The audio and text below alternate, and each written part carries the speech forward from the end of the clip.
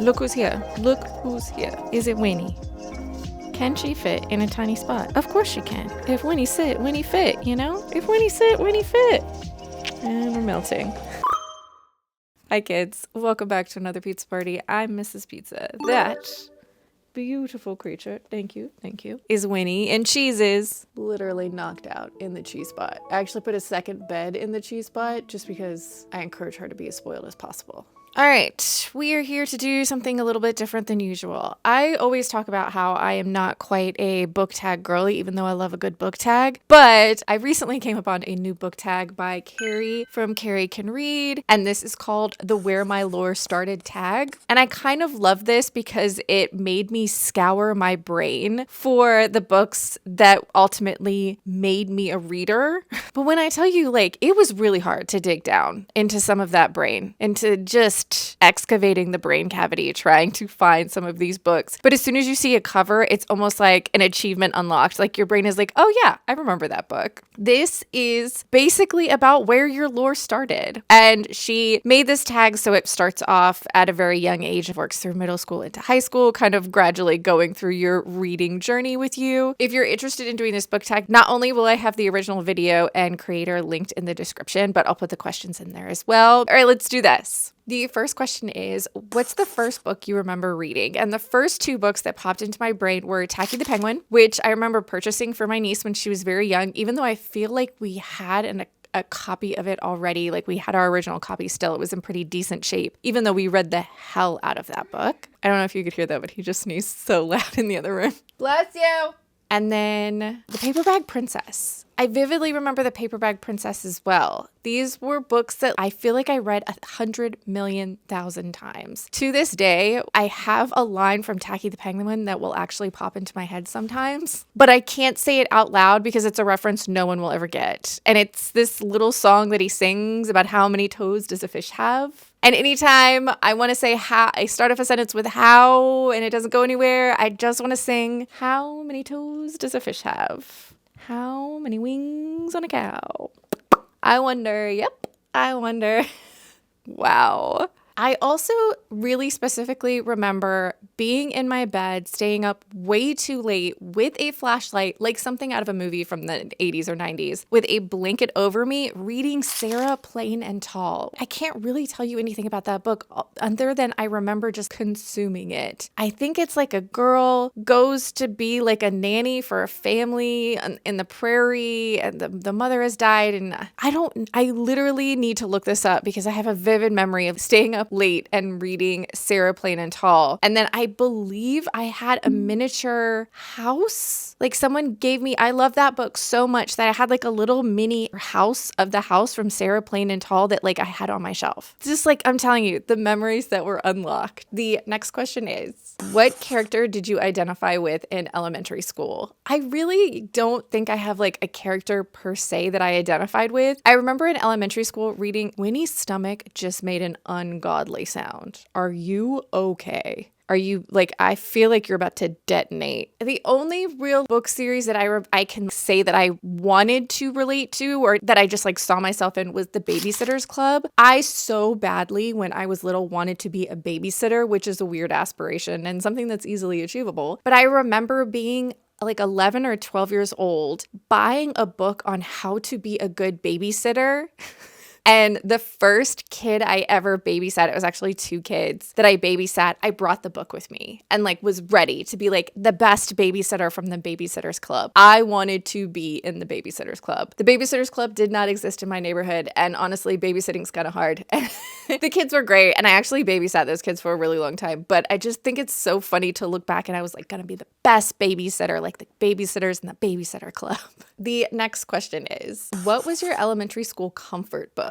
This is a weird one, but also says a lot about me. I remember over and over and over again reading Scary Stories to Tell in the Dark, which, why were we giving small children so much horror content? There is so many like scary things made for kids in the like mid to late 90s, and then that just goes away. Why don't we do that anymore? I was eating that up. One of my friends still we'll talk about the story of the girl with the ribbon around her neck. But I remember reading it, and the imagery, the illustrations in that book are terrifying, but yet I consumed it constantly. I read that book so many times. Is probably why I have such a strange affinity for horror being a comfort thing for me. I don't know. There was a movie made a few years back, and it does not do justice to the story. It's not the worst thing I've ever seen in my entire life. I have such a soft spot for scary stories to tell in the dark. I mean, at that point in my life, I was consuming Are You Afraid of the Dark,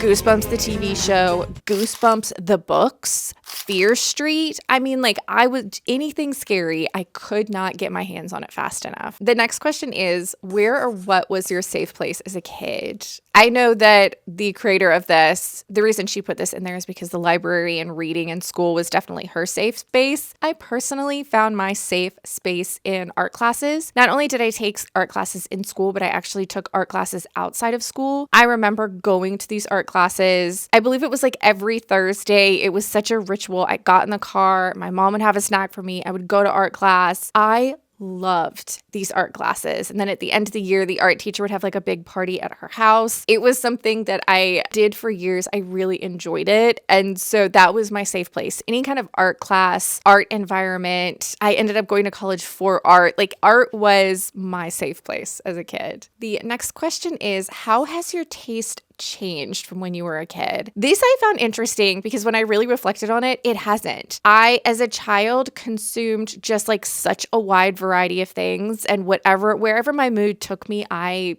read, I watched, I enjoyed just whatever kind of content, media, movies, TV, whatever. And I'm still that way. I think I have an affinity for scary things, which is something that I definitely enjoyed when I was a little kid. I blame you, scary stories to tell in the dark. But also, I love romancy things. I love fantasy things. And I can look back as a child when we talk about our favorite movies from childhood. I have a similar wide variety of genre. And I am still, as an adult, that person who has an insanely wide variety of genre that I enjoy. I'm not really counting anything out. There's definitely a few things that I tend to not enjoy as often, and so I stay away from them for the most part. But I love fantasy, I love romance, I love sci-fi, I love horror. I love all of these things. And so just looking back at the books that I enjoyed as a kid, I haven't really changed that much. I enjoy a really wide variety of topics and subjects. I give myself that as an option, whatever I feel like. I've always been a moody mood reader. I come by it honest. My paper fell down because we're going old school. We got paper.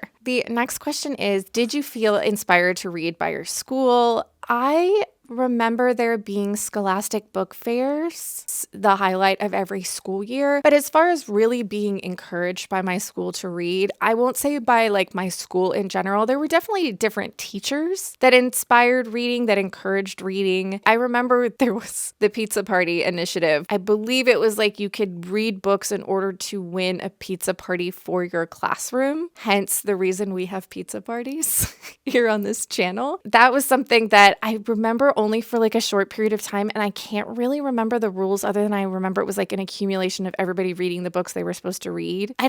I don't think there was like an excessive amount of incentive to read by the school. I think they were just trying to get us through, and I don't really blame them. I live in a really big city and there's a lot of kids here and they're trying their best. The next question is, what book have you wanted to return to lately? I have actually been slowly doing this. I have a very vivid memory of the first time I read The Hobbit and The Lord of the Rings. And I even remember the copy I had is the infamous copy, which just look at it. Just look at that nonsense. But I remember adoring The Hobbit and then proceeding to read The Lord of the Rings. And over the past couple years, I've been like slowly savoring going through The Hobbit and The Lord of the Rings. I've only made it through The Hobbit and The Fellowship. I need to pick up The Two Towers. I'm trying to slowly piece that in when I'm in the right mood. I have really enjoyed the audiobooks for this. That's not a way that I had enjoyed this book before previously. I had never had access to I'm sure I had access to an audiobook of some kind, but now I'm taking the time to find the audiobook. and enjoy it through that medium. But Lord of the Rings and The Hobbit, I have vivid memories of enjoying that as a kid. The next question is, what was your favorite or the most formative YA series you read?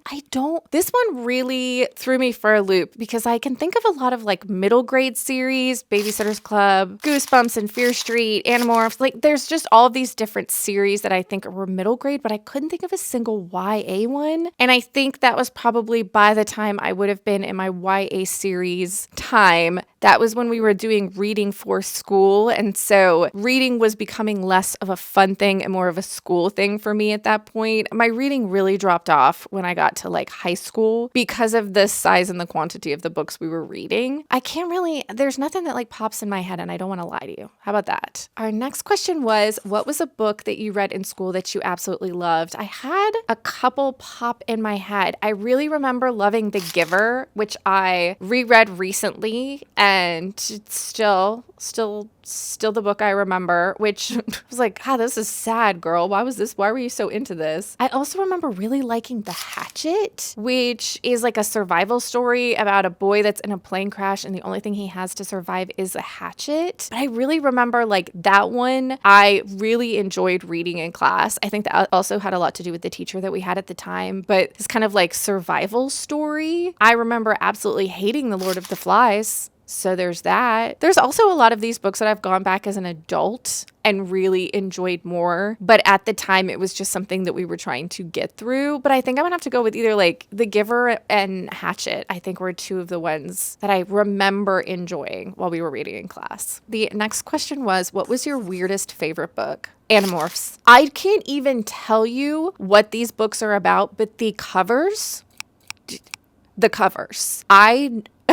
I remember it has something to do with children turning into animals, and I remember reading so many of them, but like my brain has just deleted all of that information. I don't know why they turned into animals, because I feel like my brain might be confusing it with The Secret World of Alex Mack as well, which was a huge TV series when I was younger about a girl who could turn into a puddle. And I think that like my brain is combining those two things and trying to give me The Secret World of Alex Mack and Animorphs, because I think I was consuming both of these at the same time. And so Animorphs, just from the covers alone, what is this just nightmare fuel that is these covers? The next question is, if your 13-year-old self could live in a fictional world, would it be different from the world you choose today? I mean, probably, just because of the nature of I've read a lot more books since the time I was 13. And I don't know what I would choose at 13. Why are you so itchy?